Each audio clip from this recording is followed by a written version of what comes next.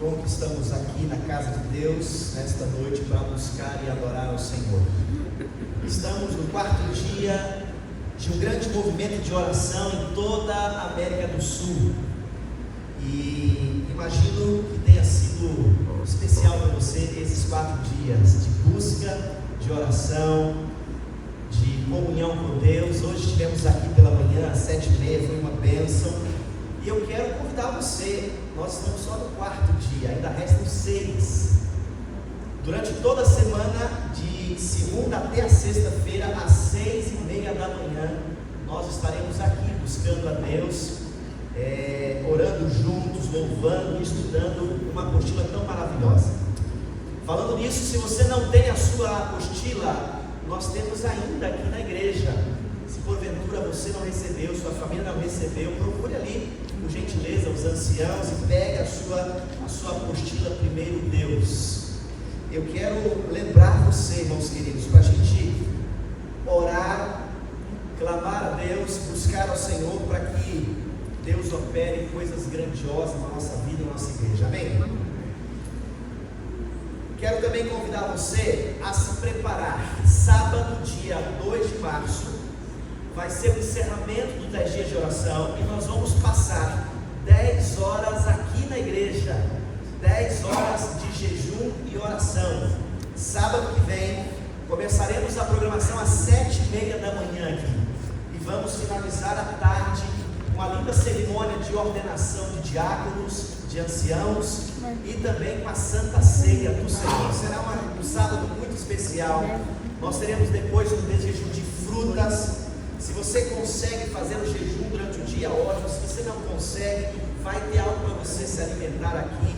O importante é que você esteja conosco, participe desse movimento de oração, tá bom? Se prepare, ore ao Senhor, consagre a sua vida essa semana e no sábado que vem participe das 10 horas de jejum e oração conosco. Vai ser algo muito especial, tenho certeza disso.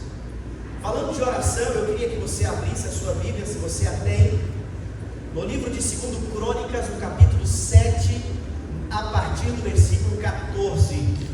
É um texto muito lindo, já se fizeram músicas desse texto, e eu queria aproveitar o clima que estamos falando de oração, de comunhão, de busca de Deus, e eu queria estudar com vocês nessa noite esse texto, 2 Crônicas, capítulo 7, verso 14 em diante. Por certo, você poderia recitar esse verso de cor, não é? Diz assim: se o meu povo, lê comigo aí, que se chama pelo meu nome, se humilhar, orar e me buscar, e se converter dos seus maus caminhos, então eu ouvirei dos céus, perdoarei os seus pecados, sararei a sua terra. Amém? Continue aí, verso 15: estarão abertos os meus olhos e atentos os meus ouvidos à oração que se fizer neste lugar, porque escolhi e santifiquei esta casa, para que nela esteja o meu nome perpetuamente. Nela estarão fixos os meus olhos e o meu coração todos os dias. Amém? Irmão querido, 2 Crônicas 7,14 é um texto lindo que fala de oração. É uma promessa condicional de Deus. Na Bíblia nós encontramos várias promessas. Umas são condicionais, outras não são condicionais. Por exemplo, a volta de Jesus, ela é uma promessa incondicional. Não depende de você, não depende de mim. Jesus vai voltar. Você estando preparado ou não, Ele vai voltar. Você acreditando que Jesus vai voltar ou não acreditando, Ele virá. Essa promessa não depende de nós. Mas existem algumas promessas na Bíblia que são condicionais. Há uma parte que eu e você precisamos fazer. Aqui, 2 Crônicas, há uma promessa maravilhosa de Deus. Mas essa promessa, ela é condicional. O texto começa com a partícula condicional se.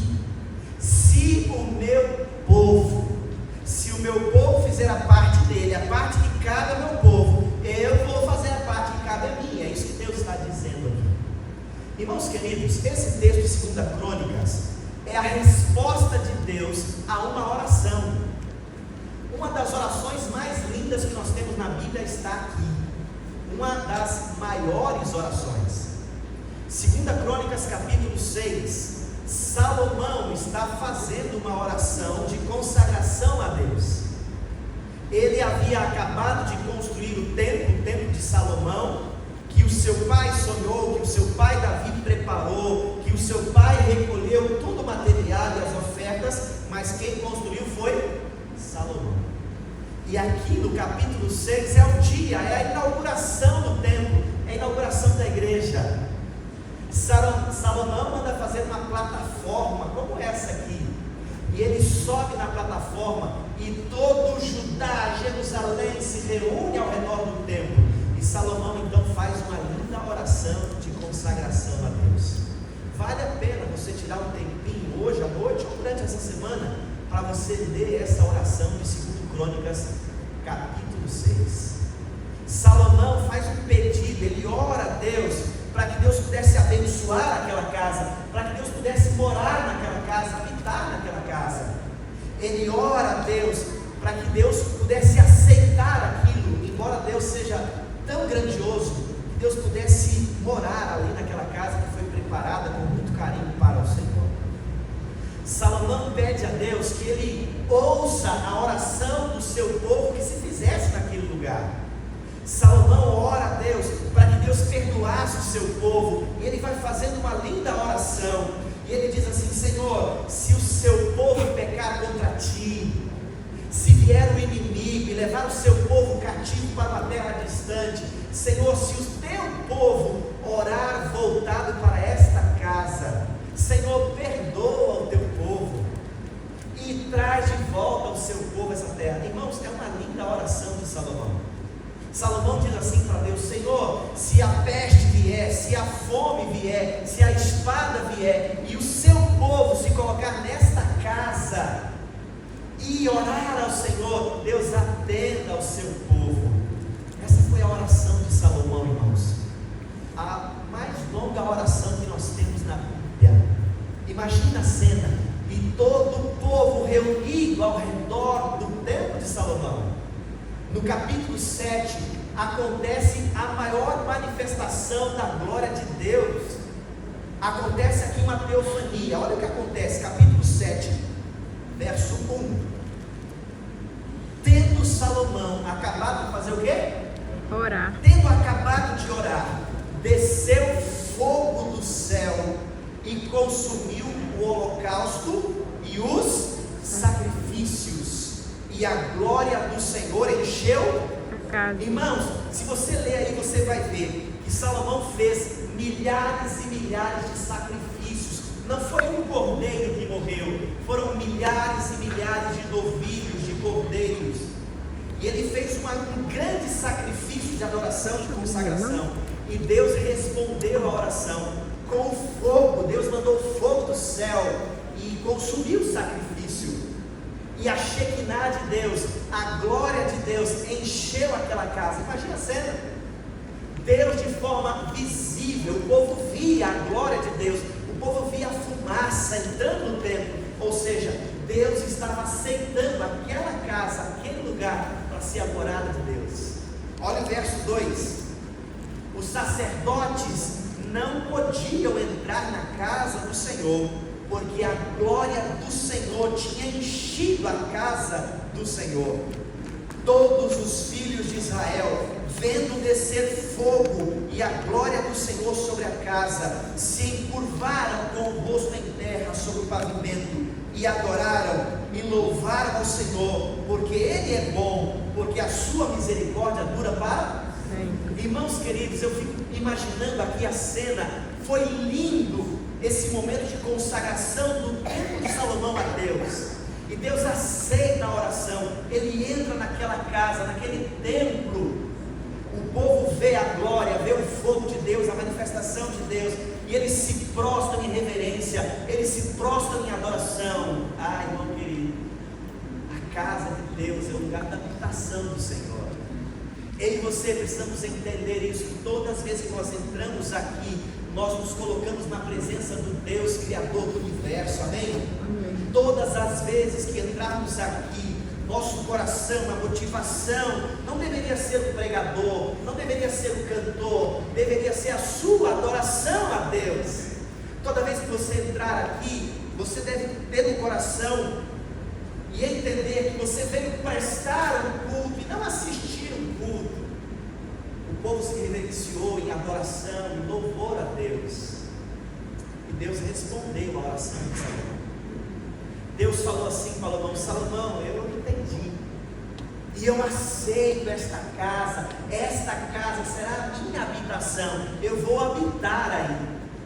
E aí Deus faz a promessa, respondendo a oração de Salomão. Segundo Crônicas, capítulo 7, verso 14, Deus responde assim: Salomão, se o meu povo fizer isso aí que você disse, eu vou ouvir.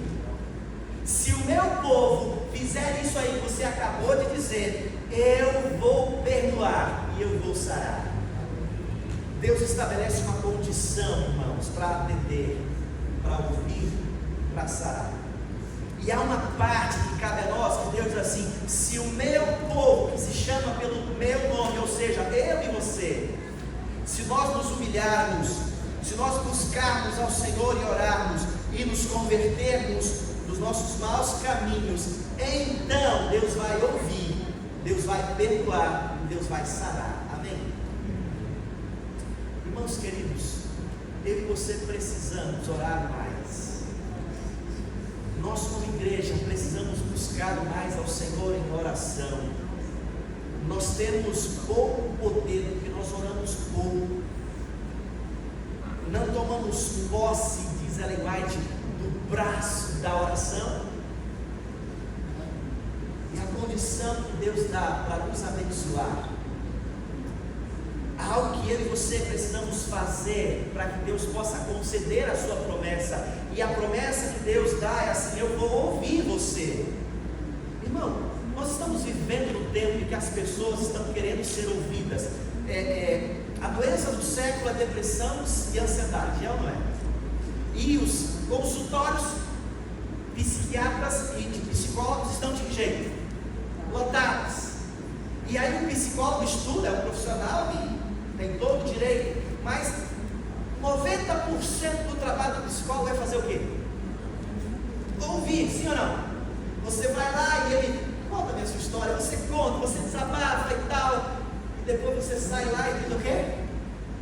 A gente visita alguns irmãos por aí, e visitei alguns, e uma visita durou 2 horas, 2 e pouco, e o irmão falou, pastor, eu falei muito, né? Olha, irmão, que legal.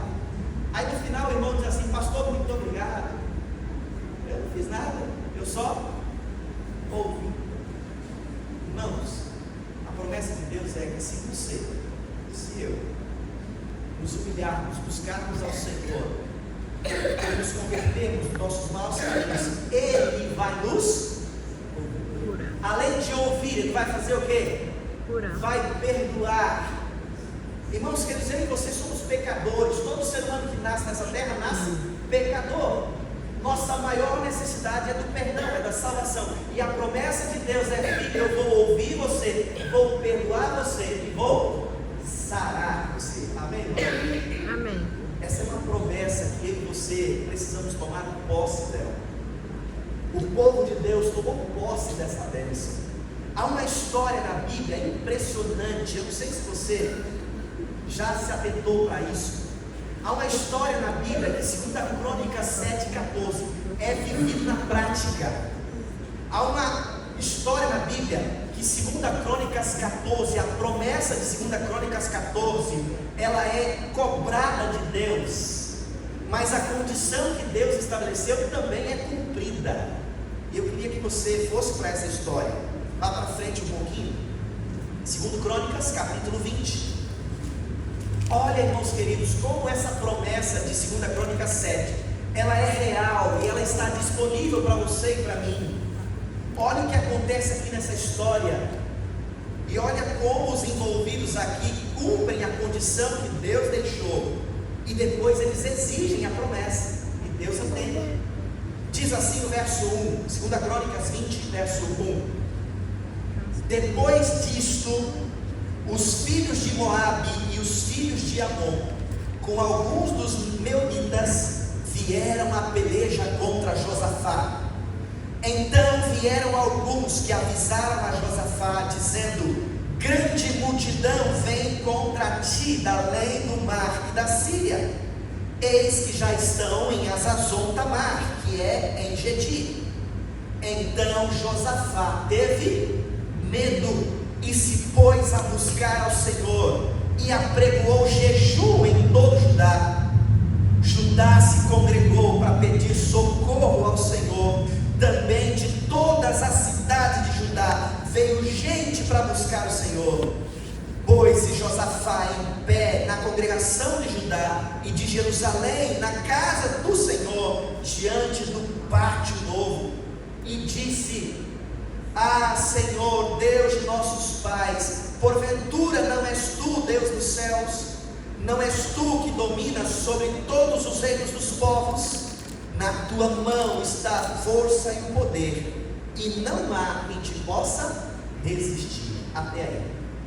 Irmãos queridos, nós temos aqui uma história que você conhece, a história de Josafá e o povo de Deus, Judá. Eles estavam enfrentando um grande problema. Chegaram para o rei Josafá e disseram assim: rei Josafá, 3 povos fizeram uma aliança e estão vindo para guerrear contra ti, e é uma multidão inumerável, incontável, e eles estão vindo para guerrear contra Judá. Era um grande problema. Josafá estava enfrentando esse problema, e não é, ou melhor, é comum diante de um problema, o primeiro sentimento que nós temos é medo. Todos nós temos problemas, todos nós enfrentamos os gigantes, uma doença, uma enfermidade, um problema familiar, um problema no casamento com o esposo, com o marido, um problema nos filhos, problemas financeiros, problemas espirituais, morais. Todos nós enfrentamos problemas gigantes. Agora, é verdade que nem sempre a gente faz o que Josafá fez. Às vezes a gente acha que resolve os nossos problemas sozinhos, não é? Às vezes a gente acha que dá conta, que a gente é inteligente, é sábio o suficiente. Não, eu sou experiente, eu consigo resolver isso. Vem uma enfermidade, vem um laudo médico, a gente procura ajuda especializada. Isso está certo, não está errado fazer isso. Mas muitas das vezes esquecemos de buscar quem? O Senhor. Depois que a casa está caindo, a gente corre para Ele e pede socorro. Senhor, nos ajuda. Não, irmão, nossa primeira atitude diante do problema deveria ser buscar o Senhor. Josafá ficou sabendo dessa notícia e ele teve medo. E qual foi a atitude dele? A atitude dele foi cumprir a condição de 2 Crônicas 7, 14. Sabe qual é a condição? Lembra qual é a condição? Vamos lá lembrar? Se meu povo, que se chama pelo meu nome, se humilhar.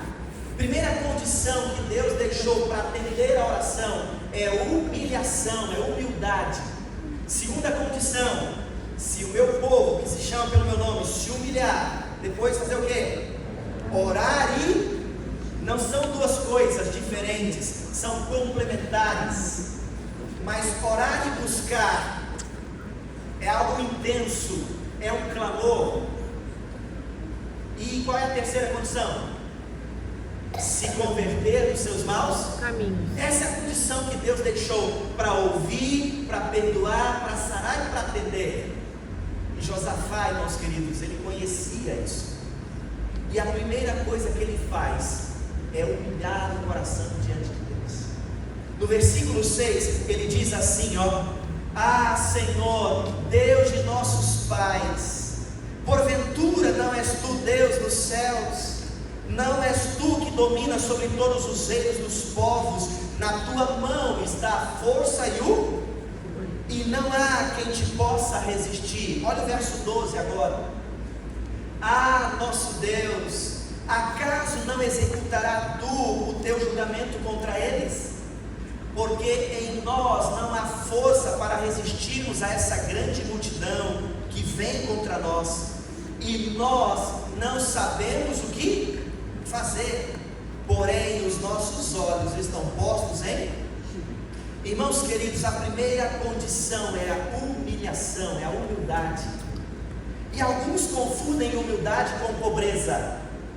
E alguns dizem assim: ah, pastor, eu sou uma pessoa humilde, minha casa é simples. Humildade não é pobreza. Tem muito pobre, orgulhoso e arrogante. Tem muito rico também, orgulhoso e arrogante.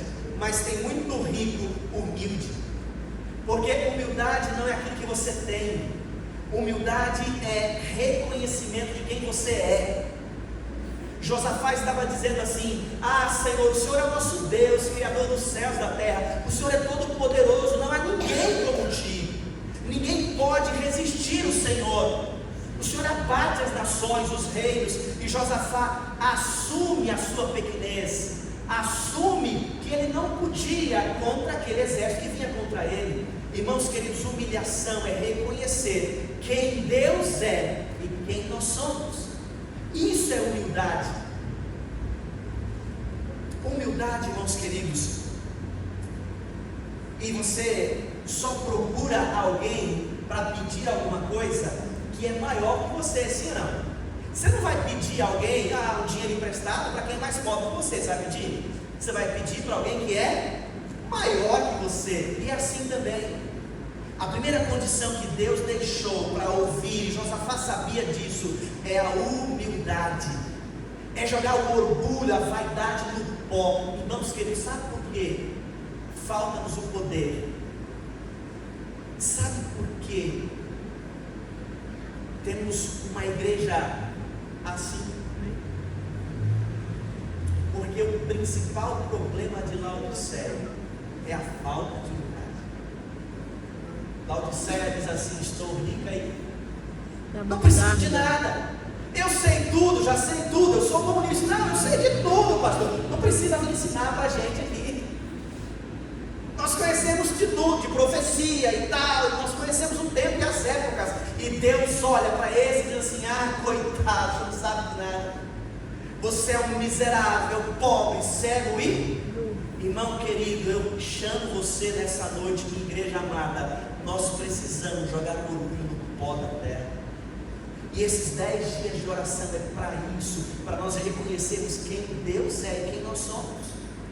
Nós somos pobres, somos miseráveis pecadores. Precisamos da graça, da misericórdia, da bondade dele. Josafá reconhece isso, reconhece a grandiosidade de Deus. O único que poderia socorrer Josafá era Deus. E ele diz assim: Senhor, eu não sei o que fazer, nós não temos força, mas os nossos olhos estão no Senhor. Segunda condição, qual é? Buscar e orar. Orar e buscar. Josafá busca, mas ele busca com intensidade, ele busca com jejum e oração, ele busca com pranto, com humilhação, mas ele não busca sozinho. Ele convida a igreja a buscar, ele convida a igreja a orar, ele convida todo o povo a participar desse momento de oração. Olha isso aí, por gentileza, irmãos. Versículo 3 e versículo 4, 2 Crônicas 20. Então Josafá teve medo e fez o quê? Se pôs a buscar ao Senhor e apregoou jejum em todo Judá. Judá se congregou para pedir socorro ao Senhor, também de todas as cidades de Judá. O que acontecia? Veio gente para buscar o verso 13. Todo Judá estava em pé diante do Senhor, como também as suas crianças, as suas mulheres e os seus filhos. Igreja de Deus, todo o povo, desde o menor ao maior, homens e mulheres, crianças, jovens, adultos, toda a igreja se reuniu para buscar socorro do Senhor. Amém? Amém. Deus disse: se o meu povo, que se chama pelo meu nome, se humilhar, orar e me buscar. Tem a terceira condição, qual é? Qual é a terceira condição? Qual é, irmão? E se converter dos seus maus caminhos. Não adianta orar, não adianta buscar, não adianta se humilhar e estar no caminho errado. Por isso nós precisamos nos converter, voltar para Deus. Por isso esses 10 dias de oração é um chamado para a igreja, para o reavivamento, para a reforma, para a consagração da vida. É um chamado da igreja para que os irmãos voltem para o Senhor em conversão genuína. Davi disse: se eu tiver contemplado a vaidade do coração, Deus não me teria ouvido. A palavra de Deus diz que aquele que está com os ouvidos de ouvir a sua lei, até a sua oração é abominável. A terceira condição envolve conversão, mudança de vida, mudança de atitude, mudança de pensamento, mudança de comportamento. E Josafá se converteu ao Senhor. Você vê a história dele aqui e pensa assim: nossa, Josafá é um líder exemplar, ele nunca errou, nunca fez nada errado, Volte um pouquinho, se você voltar na história, segundo Crônicas 17, ele se alia, ou melhor, Acabe se alia a Josafá. Olha Acabe, irmãos, esposo de Jezabel, rei de Israel, o pior rei de Israel, as 10 tribos do norte, e eles eram parentes. A esposa de um era casada com a esposa de outro, eram aparentados. E Acabe vai lá e diz assim: Josafá, vamos na guerra comigo contra o rei da Síria? E Josafá diz assim: não, eu só vou se a gente consultar o Senhor. Lembra dessa história? E Acabe diz assim: não, os profetas de Deus, nenhum deles falam bem a meu favor. E Josafá insistiu: não tem nenhum profeta de Deus. Tinha um. E eles foram lá consultar o profeta de Deus, e o profeta falou a verdade. O profeta deu a mensagem se Acabe e Josafá deveria ir ou não na batalha, e o profeta falou: Acabe vai morrer. E Acabe ficou como? Irado. Acabe falou assim: está vendo? Eu não falei que o profeta de Deus é contra mim? E eles foram então consultar os falsos profetas. Josafá deu ouvido aos falsos profetas e foi para a peleja, e foi para a guerra com Acabe. Nessa peleja, o amigo de Josafá foi esperto, deixou ele na furada. Sabe o que ele fez? Ele se vestiu de soldado e deixou Acabe na frente. Ele pensou assim: eles vão procurar o rei, matando o rei acaba a guerra. Então deixou Josafá como rei, converte o real, e ele se infiltrou como soldado. Mas diz a Bíblia que um flecheiro lançou a sua flecha e pegou em quem? Josafá. Veio um soldado no carro de Josafá, pensando que ele era o rei de Israel, pensando que ele era Acabe, mas Deus, na sua misericórdia, desviou o soldado e poupou a vida de Josafá. O profeta de Deus repreendeu Josafá. Se você ler o versículo 19, capítulo 19, olha isso aqui, capítulo 19, verso 1, 2 e 3. Josafá, rei de Judá, voltou para sua casa em paz em Jerusalém. O vidente Jeú, filho de Anani, saindo ao encontro do rei Josafá, lhe disse: desvia tu a ajudar ao perverso e amar aqueles que aborrecem o Senhor? Por isso caiu sobre ti a ira da parte do Senhor. Boas coisas, contudo, se acharam em ti, porque tiraste os postes ídolos da terra e dispuseste o coração para fazer o quê? Irmão querido, o profeta repreendeu Josafá. E louvado seja Deus pelos profetas que ele usa, pelos mensageiros que ele usa para repreender o seu povo. E quando vem um pastor, um pregador, um mensageiro, que ele ora, que ele põe nas mãos do Senhor, Deus usa para dar a mensagem ao seu povo, é voz de Deus para nós. E diante disso, irmãos, nós temos duas atitudes: ou a gente faz bico e fica de cara feia com o pregador e diz assim: irmão, está falando da minha vida. Ou a gente aceita a repreensão de Deus e diz assim: Senhor, foi para mim, eu preciso disso. Josafá fez isso. Josafá entendeu que a mensagem do profeta era para ele, que ele estava errado, ele se voltou para Deus, ele se voltou em conversão verdadeira, ele levou todo o povo a voltar em conversão genuína ao Senhor. Olha o verso 4 do capítulo 19.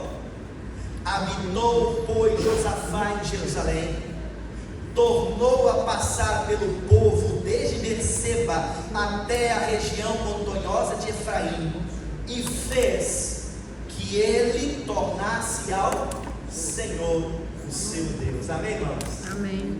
Irmãos queridos, Josafá se voltou para Deus. Josafá se voltou em conversão. E qual é a condição de Deus? Para Deus ouvir a oração, para Deus cumprir a sua promessa. Lembra? Se o meu povo que se chama pelo meu nome se humilhar, orar e me buscar, e se converter e voltar dos seus maus caminhos, então eu ouvirei dos céus. Josafá conhecia esse episódio de 2 Crônicas 7,14. Josafá lia nos registros reais, na Bíblia, na Sagrada Escritura. Ele lia do seu antepassado Salomão, e ele estava no mesmo lugar que Salomão estava no dia da inauguração. Ele se colocou no pátio, ele se colocou na plataforma, todo o povo ao redor de Josafá, e ele clamou a Deus as promessas de 2 Crônicas 7,14. Olha o que ele disse, capítulo 20, versículo 7 a 9. Porventura, ó nosso Deus, não lançaste fora os moradores dessa terra de diante do teu povo de Israel, e não a deste para sempre a posteridade de Abraão teu amigo? Habitaram nela e nela edificaram um santuário ao teu nome, dizendo, olha que Josafá diz, irmãos, se algum mal nos sobrevier, espada por castigo, peste e fome, nós nos apresentaremos diante desta casa e diante de ti, pois o teu nome está nesta casa, e clamaremos a ti na nossa angústia, e tu nos ouvirás e nos... Irmãos, Josafá está falando assim para Deus. Deus, você lembra que quando Salomão dedicou esta casa, ele fez uma oração e o Senhor respondeu. O Senhor disse que estaria nesta casa, e se o seu povo viesse, se humilhasse, orasse, buscasse e se convertesse, o Senhor ia ouvir. Josafá disse assim, Senhor, estamos aqui, nós cumprimos a condição que o Senhor nos pediu. E ele então clama a promessa de Deus. Sabe o que Deus faz? Capítulo 20, verso 14. Então veio o Espírito do Senhor no meio da congregação. Deus se manifestou ali no meio do povo. E olha o verso 15. E disse, dai ouvidos todo Judá e vós, moradores de Jerusalém, e tu, ó rei Josafá, ao que vos diz o Senhor, não temais, nem vos assusteis, por causa desta grande multidão, pois a peleja não é vossa, mas é de... Amém, irmãos? Amém. Deus se manifesta ali, e Deus começa a cumprir a sua promessa, porque o seu povo tinha cumprido a parte dele.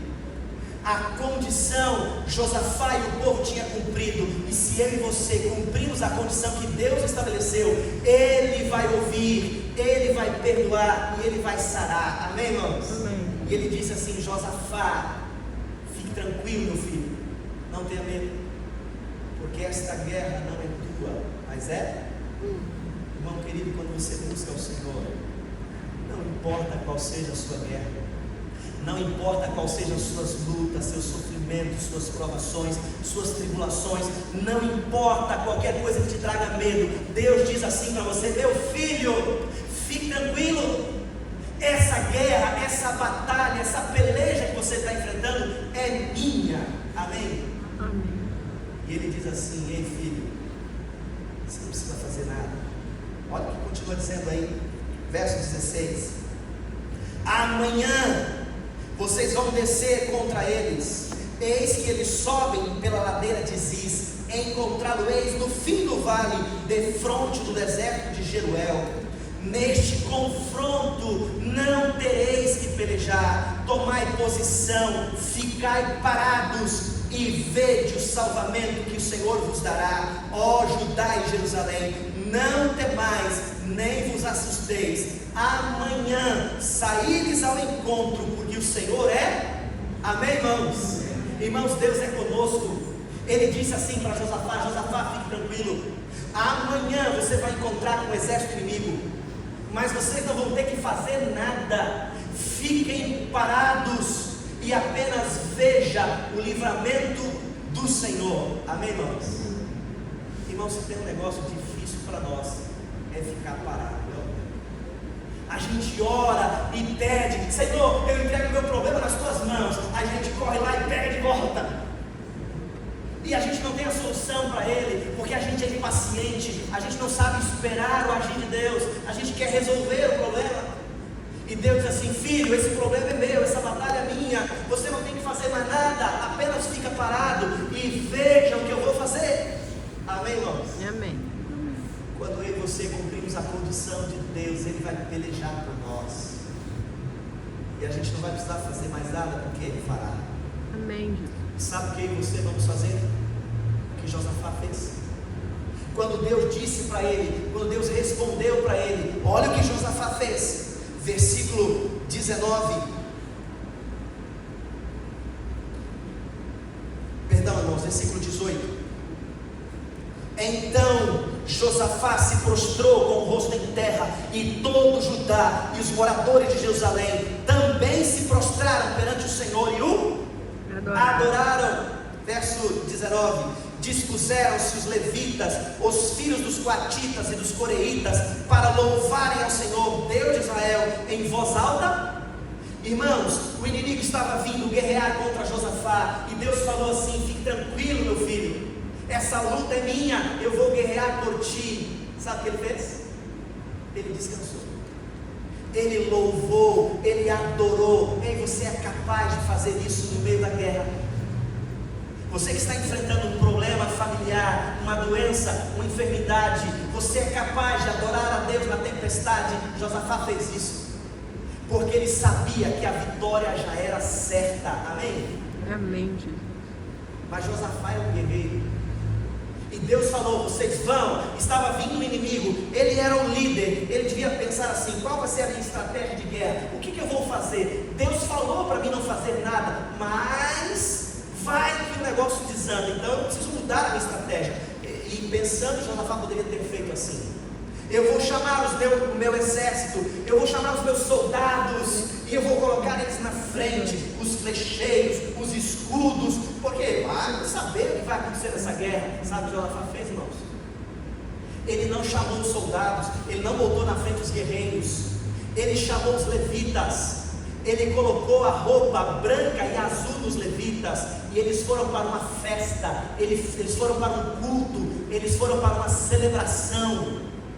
Josafá não colocou o exército à frente, Josafá colocou os cantores, porque ele sabia que a peleja não era dele, era de Deus. E se a peleja é de Deus, nenhuma espada seria levantada por força humana. Josafá entendeu, irmãos, e ele disse algo que você precisamos aprender. 2 Crônicas 20:20. Crede no Senhor vosso Deus e estareis seguros, crede nos seus profetas e prosperareis. Por um momento no passado de Josafá, ele duvidou do profeta do Senhor e quase perdeu a vida por causa disso. É burrice nossa, irmãos, não dar ouvidos a profetisa do Senhor. Josafá colocou os levitas na frente, e eles foram encontrar com o exército inimigo. E olha o que aconteceu. Capítulo 20, verso 22. Tendo eles começado a cantar e dar louvores, pôs o Senhor emboscada contra os filhos de Amon e de Moabe e os do monte Seir, que vieram contra Judá, e foram o quê? Desbaratados. Quando foi que Deus deu a vitória para Josafá? Quando foi? Quando foi que Deus deu a vitória para eles, irmãos? Quando eles começaram a cantar, quando eles começaram a louvar, Deus deu a vitória para eles. Houve um tumulto no exército de Moabe, dos montes Seir e de Amon. Um soldado feriu o outro soldado, um levantou a espada contra o outro. Quando o exército de Josafá, quando os levitas, quando o povo cantou, Deus deu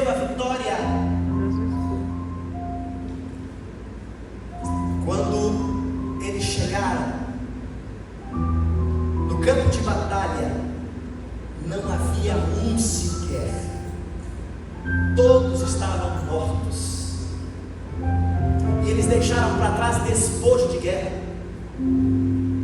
E Josafá e todo o exército, e todo o povo foi ao acampamento do inimigo e saquearam os despojos. Diz a Bíblia, versículo 25: vieram Josafá e o seu povo para saquear os despojos e acharam entre os cadáveres riqueza em abundância e objetos preciosos. Tomaram para si mais do que podiam levar e 3 dias saquearam o despojo. Porque a bênção do Senhor não é pela metade, a bênção do Senhor é completa. Quando Ele entra na guerra, irmãos queridos, a vitória é certa, e a sua vida não é a mesma que era antes, Ele a transforma, amém?